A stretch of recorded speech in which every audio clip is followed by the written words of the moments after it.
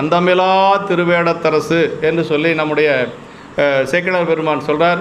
நம்முடைய ஞானசம்பந்த பிள்ளையார் அப்படி ஒரு மனசுக்குள்ளே ஒரு திருவேடத்தை அப்படியே மனசுக்குள்ளே கற்பனை பண்ணி வச்சுருக்கிறார்.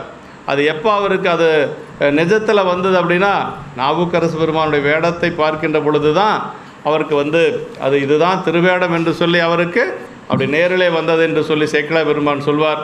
அந்த மாதிரி இந்த பாடலில் தூய வெந்நீர் துதைந்த பொன்மேனையும் தாழ்வடமும் அப்படியே திருநீர் பூசிய திருமேனி, அப்புறம் அதுக்கு மேலே உத்தராட்ச வடங்கள் அணிந்த கோலத்தினையும், நாயகன் சேவடி அப்படின்னா ஆன்ம நாயகனாகி சிவபெருமான். நமக்கெல்லாம் ஆன்ம நாயகன் யார்? சிவபெருமான் தாங்க. நம்ம ஆணாக இருந்தாலும் சரி, பெண்ணாக இருந்தாலும் சரி, நம்முடைய தலைவன் சிவபெருமான் தான். ஆமாம், அவர் தான் நமக்கு தலைவர். மற்றவங்கெல்லாம் சும்மா அப்படியே பார்த்துட்டு, இப்போ மற்ற தேவர்களெல்லாம் எப்படின்னா சும்மா பார்த்துட்டு அப்படியே பழகிட்டு போகிற மாதிரி.